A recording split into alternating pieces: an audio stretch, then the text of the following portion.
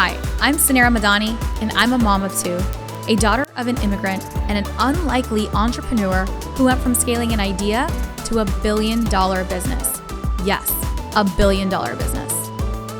Along the way, I learned that less than 2% of female founders ever hit 1 million in revenue, and I became obsessed on a mission to change that. I believe that there is so much gatekeeping in business knowledge, and that we as female entrepreneurs should be learning from other female founders and leaders who have broken the statistics. Since I never went to CEO school, I've had to learn it all the hard way, but you shouldn't have to, because we believe that you deserve to have it all. And honestly, nothing bad happens when women make more money. Grab a seat because class is officially in session. Welcome to CEO School. All right, so we're finally here, and now that we have all of the things that we need, our dream list, our bio kits, understanding the 4 different areas that we're going to be implementing in our PR, it's time to put it all together in a strategy. And we're going to start with number 1, is always starting with creating a clear goal, right? And I really want you to ask yourself, why is it that you want a powerful PR strategy? Right? What are the actual results that you want to achieve? I hear so many times, well, I just want to be mentioned, or I just want, to get that credibility. Really think about what is that call to action that you want to take place when that story takes place. So it's not just about people talking about your brand. What is the action associated with that? And I don't want you to go into a PR strategy without having that clear action in mind. It's all about execution. We don't just do things at CEO school to just do them. Right? We want to ensure that we have the right ROI from the time that we're putting in from that investment. And so I want you to start with clear goals. And I want your goals to also have revenue goals associated to them, not just a goal about the company credibility. Those are going to be, side effects that we're going to get from it. But I want, when you're thinking about a PR strategy with your team, it should be to drive brand awareness, to drive sales. And what does that actually look like? So that's super important, because we're going to take that goal and we could really think about what are, things that are taking place for our brand this year. Do you have a big launch coming up? Or do you have something that you need to promote? So timing is going to be super important when putting together that overall PR strategy and when we're getting started. Step number 2, as we always do, even when we're thinking about building our company, is your ideal target audience, right? Who are they? What do they want? What problems do they have? And how are they looking to solve them? So where do they actually get their news? You already did all of your amazing ideal customer work, right, through all of our modules, but where do they actually get their news? Where do they consume content? What podcasts are they listening to? What publications are they reading? What thought leaders are they listening to? What accounts do they follow? So it's so important for you to have that goal and to actually also do your avatar work to identify your target audience. Next is to identify your channels and your outlets. Right? So defining the news outlets, defining those blogs, which we just talked about in the last couple of modules. What are the podcasts? Who are the influence? And what is that dream list that we're going to go achieve across those 4 channels that we mentioned?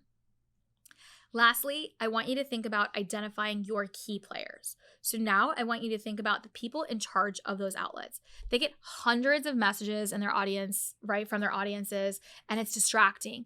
So think about what relationships, how are you going to build those relationships with those key players and what you're going to do for them, what's in it for them, right? So if you have this list of podcasts that you want to be featured in, let's create a strategy on how we're going to actually network our way to go achieve on that podcast. Guess what? So many of the women in our community have been featured in so many incredible places. This is why I'm a huge believer in the power of community. And if you want the help, you also have to give the help. A rule that we have here at CEO School is before you make one ask, you give 3 times, right? So you give 3 times and you make that ask, and guess what? 3 people will show up, right? And so it's so important for you when you have that list to think about, how am I going to build those key relationships? And always go to your community first. Ask around to say, hey, anybody have a contact here? Right? I'm trying to get in here. I saw that one of the members was featured on the Boss Babe podcast. It's a podcast that I'd like to be on. How were you able to get in touch with that Boss Babe podcast? Would you mind sharing the pitch that you did or your PR company did? And let's work together on building those relationships. And now it's finally time to pitch yourself, right? It's time for the big pitch. And what I want you to do is be professional and concise and attention grabbing and be quick and to the point. I don't have all the time in the world to go find out everything about you, right? And I will tell you, I get so turned off just as much as you do when I receive a super long email that has no breakpoints and nothing to click on, right? I want to be able to get in, get the information, and make a decision. That is why having a super clear one pager or a link that goes to the one pager online that I could see everything about you and a pitch on why it's important for us to have you onto our magazine, our publication, get a mention, collaborate, be an affiliate, all of the things. I want it to be clear and concise and credible, right? And so you have to pitch yourself. And what I want to warn you, be prepared to be ignored, okay? Just because they ignore you does not mean that they didn't see it or they didn't pay attention, right? Just because you get rejected doesn't mean that you keep going. This is part of the process, right? And what I will tell you is that you could start big, but you can also start on places that you feel comfortable, right? Picking those getting those mentions in so you can build that credibility and move up to the next tier and move up to the next tier. That's exactly how I've been able to build my successful PR playbook over the last 10 years. And I want you to personalize your pitch, right? I don't want a generic pitch. Another thing that I see quite often, and I actually, somebody did it the other day, they called our podcast the wrong name. And what they were doing is they created a PR pitch for themselves, okay? And then they blasted it off. I will not bring that person onto the show, right? Because they didn't even want to take 2 seconds to address my name, to make it personal, and to ensure, yes, there's so many parts about that email that could be scalable and that can be copy pasted, right? But make it relevant, right? And make it so it's super easy for me to like relate with you and connect with you and say, hey, Suneera, I just saw that you have left Stacks. I saw that on your social media and I just wanted to say, what a bold, brave move. I wanted to take an opportunity. I've made some big, bold moves as well when I started this, or connect with me on something, right? It's not that hard to take 2 seconds to do a quick search about somebody. It does not take that long. But when you personalize it and you make it memorable, your odds of actually landing that pitch, that even sale, right? That collaboration, that mention, that article is 10 times than when you send something generic, right? So this is the same, like the golden rule stuff. We expect people to do it for us, but we're too busy to do it for them. So if you actually want to have the strategy work, you have to invest the time to do it right, right? And also, it's great to offer up pieces of your work, right? So if you're like, hey, I'd love to do a collaboration with CEO School on one of your workshops. I'm an amazing branding expert. And here are some places that I've done it. Here's an example of my branding workshop that I did for such and such community, right? Such a great, easy way for you to be like, I've already done this here, even if it's a smaller community, right? But I could see your work and I could see, wow, that could be really helpful for our CEO School audience. If you're a product-based company, right? You could say, our product was featured in blank, or we're in this store, or I'd love to send you a box of our products for you to see for yourself. And I'd love to get this in front of your audience. And so really think about, what does that person, again, going back to what's in it for me, right? Because that person who's on the other side making those decisions, they want to make their lives easier, right? And they want to ensure that it's part of their strategy. And so do some research on that strategy and make it memorable. Lastly, I don't know how many times I see this, but people honestly forget to leave out their like call to action, like how to actually contact them.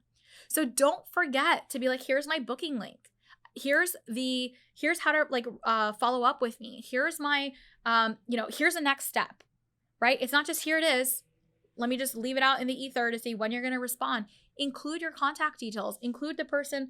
You can say, I'd be happy to work with your assistant to schedule some times, right? Or here are some times that I'm available. You can ask politely, but make sure you drive yourself to a call to action, right?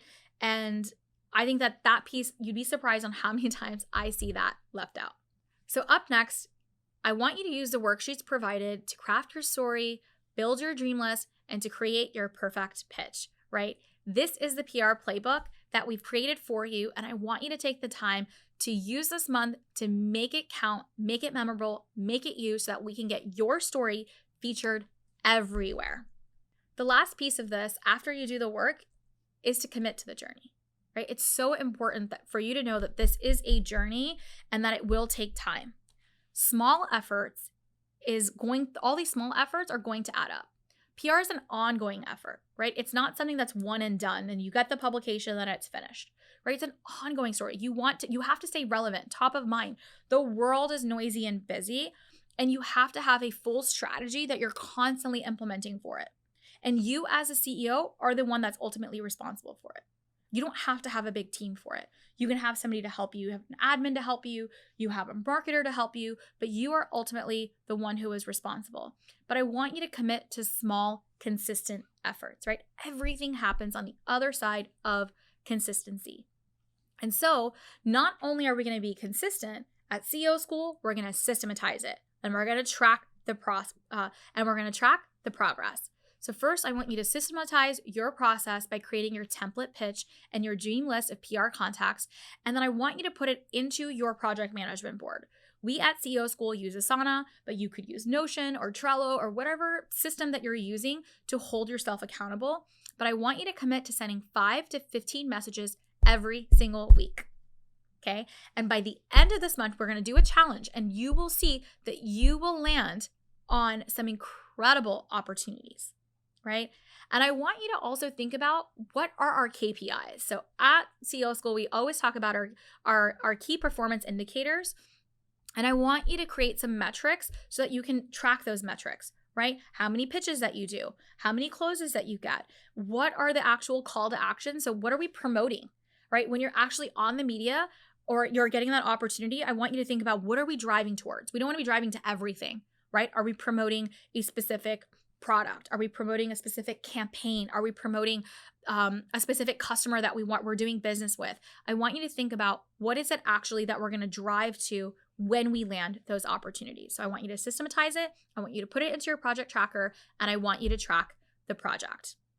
And lastly, as I have mentioned before, rejection is not rejection. It's just redirection. Getting used to hearing no, it's not about you or your brand, and it's not personal. But it's about what makes sense for the editors, reporters, publishers, and catering to their audience. So develop a thick skin and keep going. So many times and don't just do it one time and say they forgot about me. Consistency there is important.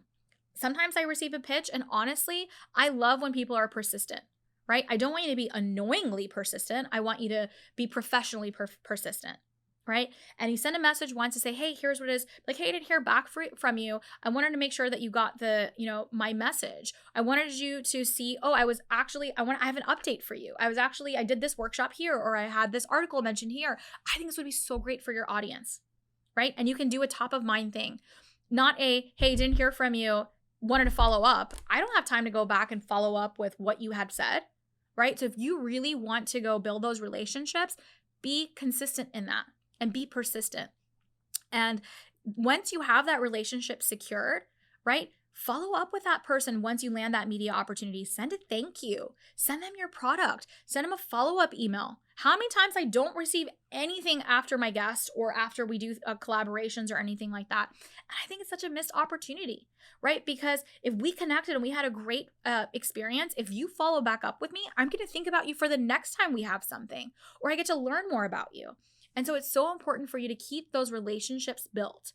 I built one of the most amazing relationships with an ink writer. And this woman, every time she had anything about women in business, she would reach out to me. And it didn't happen. We were introduced. I did one piece with her, and then I followed up with her. And then she wrote something else, and I followed her online, and I saw her write about something else. I'm like, hey, I have thoughts here on this, and I just did a piece here, would love to connect on this. She's like, oh my God, I didn't know that you talked about this, or I didn't know here. And then we connected again, and then we connected again. And so it's so important. These relationships are continual and they build over time. It's not a one and done. So develop them, keep going, and do not fear the no. It's just getting you closer to your next yes. Thank you for tuning into today's show. If you loved it, leave us a review. We are so proud to bring you authentic conversations, game changer expert guests, and valuable content on and offline. The best compliment you can give us is by screenshotting today's show and tagging us on Instagram at CEO School and at Suneera Madhani. We are obsessed with swag, so don't be surprised if we want to send you some. Thanks for tuning into class today, and remember, nothing bad happens when women make more money.